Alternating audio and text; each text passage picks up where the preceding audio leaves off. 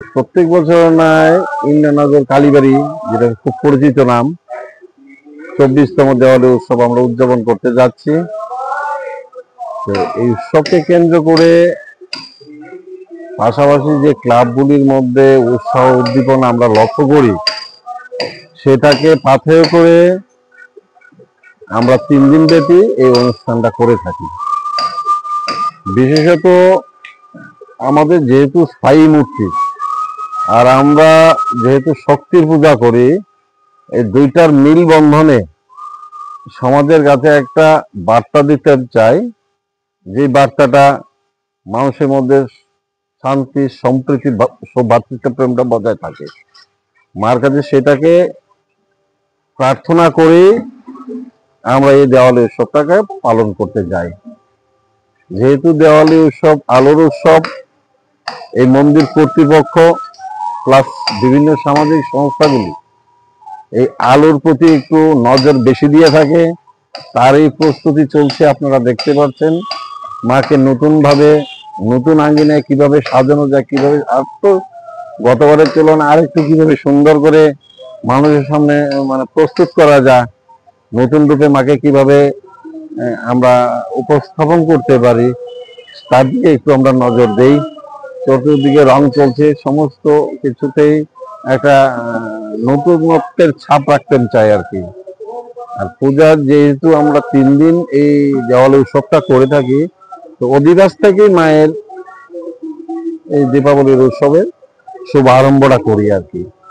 তো that is 19 October সন্ধ্যায় মায়ের আরতি হবে।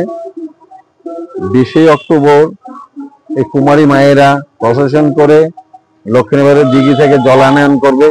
সেই জল দিয়েই মাকে দুপুরে স্নান করানো হবে এবং সেই কুমারী মাদেরই আমরা একটু শাকান্ন ভোজের আয়োজন করে থাকি। সন্ধ্যায় যথারীতি মায়ের আরতি হবে, এরপরে আমাদের যে দেওয়ালির বিশেষ পূজা, সেই পূজা আরম্ভ হবে।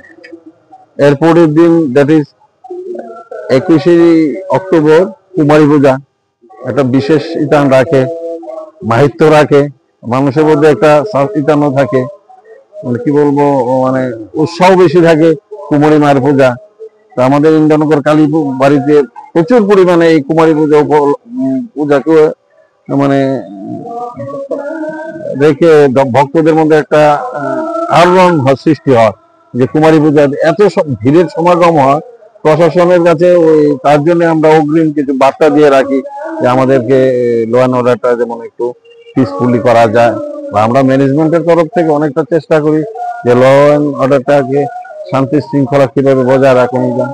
একটা অশুভ শক্তি সবসময় কাজ করে, তো মার কাছে আমরা প্রার্থনা করি এই অশুভ শক্তিকে ভেদ করে কিভাবে শান্তি প্রতিষ্ঠা করা যায় এবং ইন্দ্রনগরের সুনামকে কিভাবে অক্ষুণ্ণ রাখা যায়, দেশবাসীর এবং রাজ্যবাসীর সুখ শান্তি কিভাবে সুদৃঢ় করা যায়। এই জয়নাগ মা কালী মেলাটা 3 দিন থাকবে, 19, 20, 21 প্রচুর পরিমাণে ভিড় হয়। গতবারের তুলনায় আশা করি এবার ভিড়টা একটু বেশি হবে, যদি বরুণ দেবতা আমাদেরকে সহায়তা করে। এই আর কি সবচেয়ে বড় চিন্তার বিষয়, বরুণ দেবতাকে নিয়ে।